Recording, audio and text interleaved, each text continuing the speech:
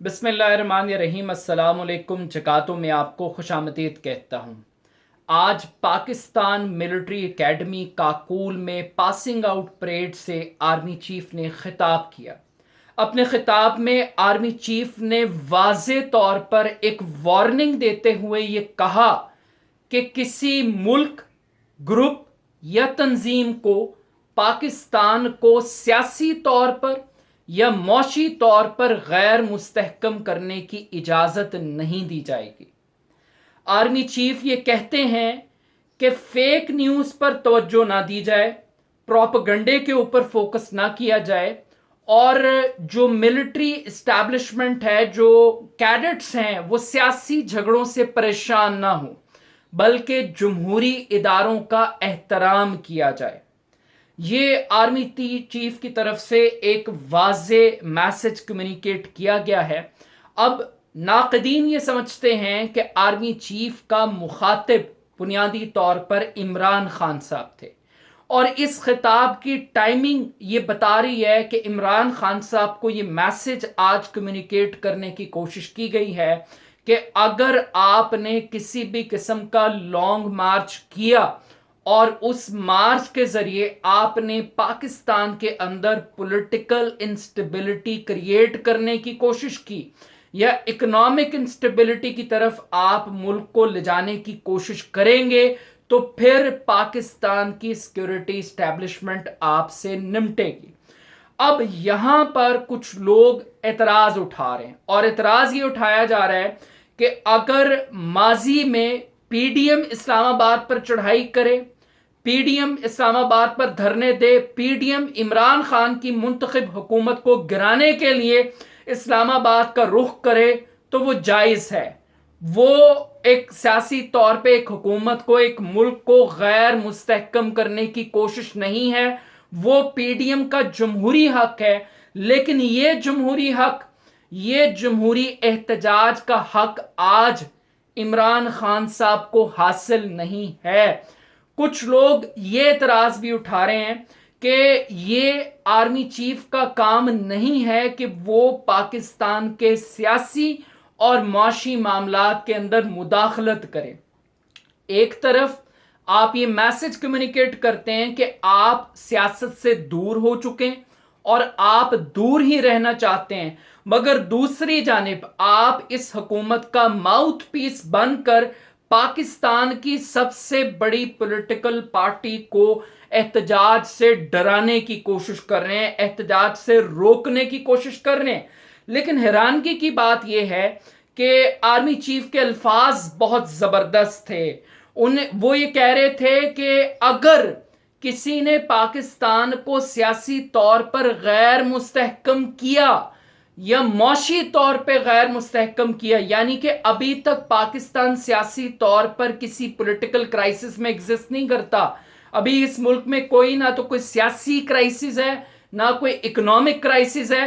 ये इंकशाफ army chief पर आज हो रहा है कि अगर इमरान खान साहब लॉन्ग मार्च करते हैं तो फिर एक पॉलिटिकल क्राइसिस क्रिएट हो सकता है, फिर एक इकोनॉमिक क्राइसिस क्रिएट हो सकता है। यानी हर कॉमन पाकिस्तानी ये समझता है कि पिछले 6 माह से, जब से शहबाज शरीफ की हुकूमत इक़्तिदार में आई है और इमरान खान साहब का तख्ता उल्टा है, सियासी तरीके से उल्टा है, या जो रजीम चेंज ऑपरेशन है, आप जो भी अल्फाज देना चाहें, उस दिन से पाकिस्तान के अंदर पॉलिटिकल इंस्टेबिलिटी आ चुकी है, इकोनॉमिक इंस्टेबिलिटी आ चुकी है। यानी आज इकोनॉमिक इंस्टेबिलिटी की हालत यह है कि जब इमरान खान साहब थे हुकूमत में तो डॉलर 178 रुपए का था।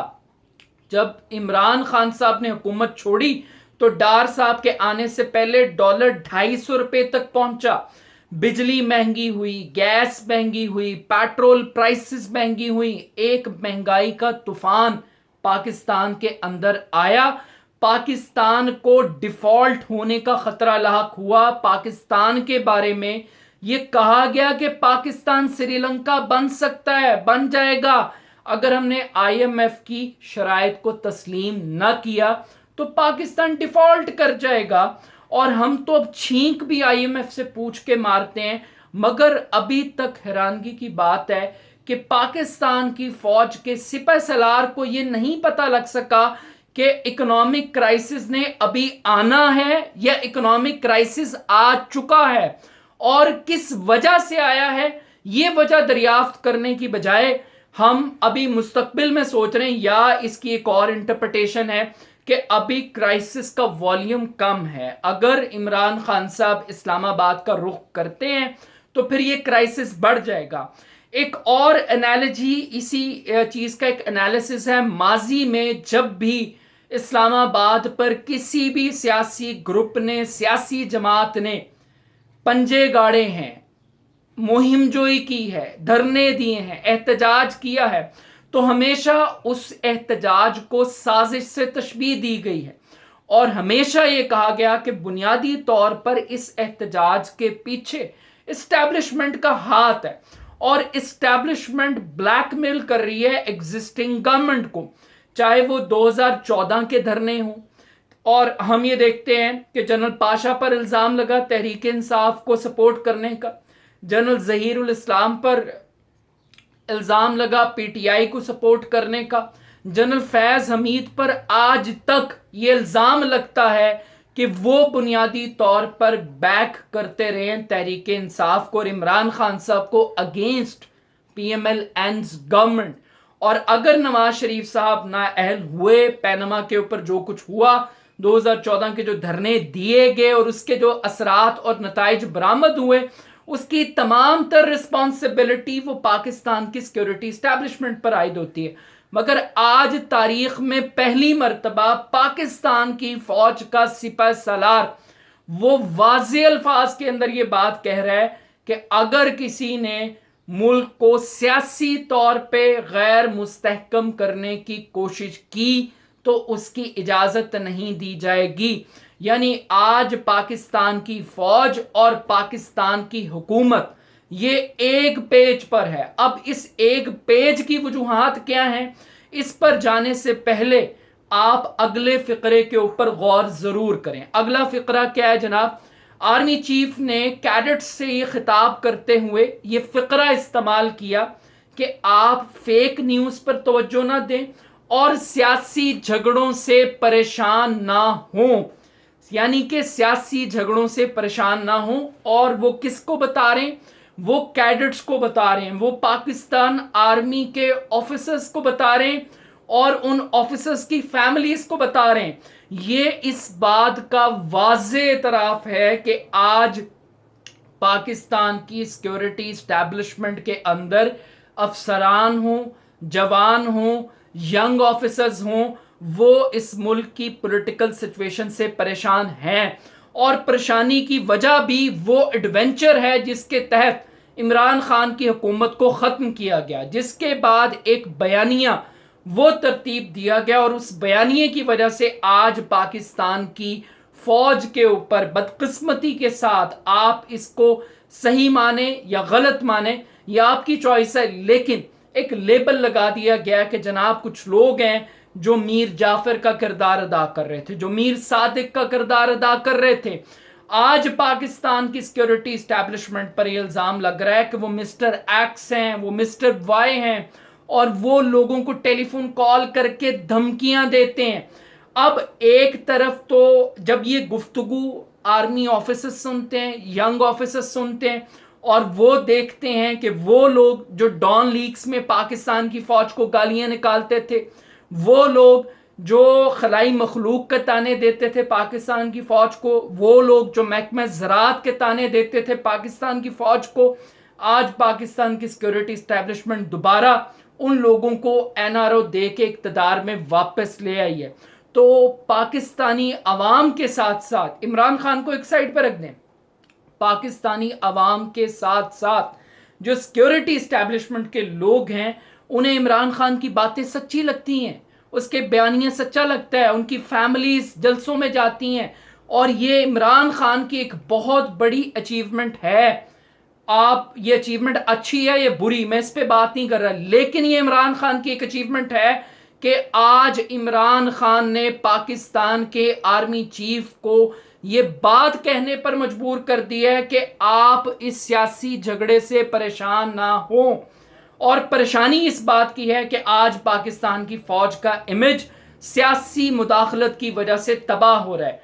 ऑल्दो कि बाजवा साहब ये क्लेम कर रहे हैं अमरीकी सरजमीन पर खड़े होकर कि फ़ौज सियासत से दूर हो चुकी है और दूर ही रहना चाहती है, मगर दूसरी जानिब आज की ये तकरीर और इसमें किए गए इस्तेमाल किए गए अल्फाज और इनका मुखातिब और ये मैसेज वाज़े तौर पे ये बता रहा है कि वो न्यूट्रल हैं, ए पॉलिटिकल हैं हुकूमत के हक में, और वो इस सियासी जंग में अपना एक रोल बता रहे हैं कि अगर आप इस हुकूमत को हटाएंगे तो फिर हम इस हुकूमत के पीछे खड़े, फिर हम निपटेंगे आपसे। तो बुनियादी तौर पर बताया तो यही जा रहा है कि हम सियासत से दूर हैं, लेकिन हकीकत के अंदर वो सियासत से दूर नहीं है, बल्कि सियासत के अंदर पार्टिसिपेट कर रहे हैं। अब फेक न्यूज़ की बात की जा रही है। इमरान खान साहब के पास अभी जो इंकशाफात हैं जिस किस्म के इकॉनमी के हवाले से, वो तो मैं आपको बता ही चुका हूं कि अभी तक तो आर्मी चीफ इस बात का कोई तस्लीम नहीं कर सके कि अभी इकोनॉमिक क्राइसिस आ चुका है या आना है, पॉलिटिकल क्राइसिस आ चुका है या आना है। ये एक बड़ी हैरानगी की बात है कि आर्मी चीफ अभी इंतज़ार कर रहे हैं कि क्राइसिस ने आना है, जबकि हम पूरे पिछले 6 महीने से उस क्राइसिस के अंदर मौजूद हैं। मगर इस क्राइसिस के अंदर एक चीज़ और हो रही है। अब इमरान खान साहब तो पीछे हटने वाले नहीं हैं, वो तो मुतअद्दिद मरतबा हल्फ ले रहे हैं, लोगों को तैयार कर रहे हैं लड़ाई के लिए, लेकिन इमरान खान के जलसे कामयाब चल रहे हैं। अब इमरान खान कोई अच्छा एडमिनिस्ट्रेटर साबित नहीं हुआ, इमरान खान का दौर कोई आइडियल दौर नहीं था, कोई बड़ा कारनामा नहीं वो कर सका, कोई बड़ी अचीवमेंट नहीं वो दिखा सका, बल्कि मायूस किया काफ़ी सारी चीज़ों में, एहतसाब के अंदर मायूस किया, गवर्नेंस में मायूस किया, बुजदार जैसे लोग ला के मायूस किए। लेकिन एक चीज़ इमरान खान के पास है और वो है क्रेडिबिलिटी, वो है ऑनेस्टी, और वो ये है कि लोग ये समझते हैं कि जो बातें कर रहा है ये सच बोल रहा है, ये हकीकत पर मबनी है, और वो शरीफ ख़ानदान को निजात दहिंदा के तौर पे मानने के लिए तैयार नहीं है। भले फ़ौज जरदारी को सपोर्ट करे, नवाज शरीफ ख़ानदान की ज़मानतें कराए, उनको बरी करवाए, उनको दोबारा से नई पैकिंग के साथ इसहाक डार जैसे मफरूर लोगों को लाकर बिठा दे, लेकिन एक आम आदमी को इमरान खान इस स्टेज पर ले गया कि वो एडमिट करने के लिए तैयार नहीं है। तो अब इमरान खान को ये साबित करने के लिए ये झूठा है, ये दोगला है, ये फ्रॉडी है, ये बदयानत है, तो कुछ ऑडियोज़ आ रही। इन ऑडियोज़ को इब्तदाई तौर पर तो इमरान खान ने भी अपनी फेवर में इस्तेमाल करने की कोशिश की और रसीफ़ों के मामले में वो कोर्ट चलेगी, मगर जब बातें आई खेलने की, बातें आई मीर जाफ़र मीर सादिक की, बातें आई हॉर्स ट्रेडिंग से मुतल्लिक, तो फिर कहा गया ये तो डीप फेक टेक्नोलॉजी है, और आप चाहें तो हम नवाज शरीफ की आपको गुफ्तगू सुनवा देते हैं जो डीप फेक टेक्नोलॉजी से बनाई गई, और वो उन्होंने सुनवाई मियाँ वाली में। लेकिन क्या ये ऑडियोज़ आने से इमरान खान की फॉलोइंग ख़त्म होगी? मेरा ख्याल है ऐसा नहीं है। इमरान खान, सॉरी टू से लफ्ज़ इस्तेमाल कर रहा हूँ, पीटीआई अब एक फ़िरका बन चुका हुआ, वो बिलीवर स्ट्रॉन्ग बन चुके हैं, वो इमरान खान के अगेंस्ट कोई बात सुनने के लिए तैयार नहीं है। हाँ, एक न्यूट्रल तबका ज़रूर एतराज़ उठा सकता है, बट हुकूमत की मुनाफ़क़त भी कमाल की है। एक तरफ हुकूमत ये कह रही है कि ये तहकीकात होंगी, ये रिकॉर्डिंग कैसे होगी और ये रिकॉर्डिंग किस तरह पब्लिक होगी, मगर दूसरी तरफ हम ये देख रहे हैं कि इस रिकॉर्डिंग के होने से और इसके पब्लिक होने का अगर कोई बेनिफिशरी है तो वो शहबाज शरीफ है, वो इस मुल्क की हुकूमत है, वो इस मुल्क की फ़ौज है, सिक्योरिटी इस्टेब्लिशमेंट है, जिसकी कोई ऑडियो लीक नहीं होती, जो हमेशा पिछले 75 साल से पावर पॉलिटिक्स खेल रहे हैं, उनकी कभी कोई ऑडियो लीक नहीं होती, उनकी कभी मैसेज कम्युनिकेशन लीक नहीं होती। जो कुछ लीक होता है वो इस डेमोक्रेटिक सिस्टम का होता है। बाकी एक आखिरी बात यह है कि कुछ फैसले कर लिए गए, एक इमरान खान साहब को गिरफ्तार करना है या नज़रबंद करना है, और अगर वो फिर भी नहीं हटते तो फिर तोशा खाना में उनको अनाउंसमेंट से पहले डिस्क्वालीफाई कर दिया जाए। मगर दूसरी जानिब भी हम देख रहे हैं कि राना सनाउल्लाह जैसे लोगों के ऊपर भी नाकाबिल ज़मानत वारंट जारी हो रहे हैं, और टेंशन जो है, स्ट्रेस का लेवल बढ़ रहा है। बट आर्मी चीफ ये कहते हैं कि जमहूरी इदारों का एहतराम करें, ये आज फ़ौज को उनका पैगाम है। लेकिन जब जमहूरी इदारे जमहूरी ना रहें, जब जमहूरी कदरें जमहूरी तौर पर एक्सरसाइज न की जाएं और जब जमहूरी इदारों में बैठे हुए लोग उस जमहूरियत को अपने पांव तले रोंदें, तो फिर ऐसी जमहूरियत का एहतराम लोगों से एक्सपेक्ट करना और दीगर इदारों से एक्सपेक्ट करना ये बड़ा मुश्किल है। हर वो आइन जो इनको रिलीफ देता है, इन माफियाज को, इस मुल्क की शराफिया को, और हर वो जमहूरी रास्ता जो इस मुल्क की सिक्योरिटी इस्टेब्लिशमेंट को एक सुपर पावर के तौर पे पेंट करता है, वो खुश आइंद है। लेकिन हर वो रास्ता जो एहतसाब का हो, अकाउंटेबिलिटी का हो, वो गैर जमहूरी होता है। तो अगर पीडीएम को एहतजाज का हक है तो उसी तरीके से इमरान खान को भी एहतजाज का हक मिलना चाहिए। ये दोहरा मयार पाकिस्तान में नहीं चल सकता। तो अब देखते हैं कि ये गैर सियासी गुफ्तगू सियासी मामलात को हल करती है या मज़ीद बिगाड़ती है। But still at the end of the day लग यही रहा है कि मार्का होगा। अच्छी बात यह है कि कम से कम इमरान खान पर पहली मरतबा एक ऐसे प्रोटेस्ट की बात हो रही है जिस पे एस्टेब्लिशमेंट उसके खिलाफ खड़ी है। अब जो कुछ वो करेगा वो अपने बलबूते पे करेगा। कोई ये नहीं कह सकेगा कि कोई जनरल फैज़ इमरान के पीछे खड़ा हुआ था और वो ये करवा रहा था।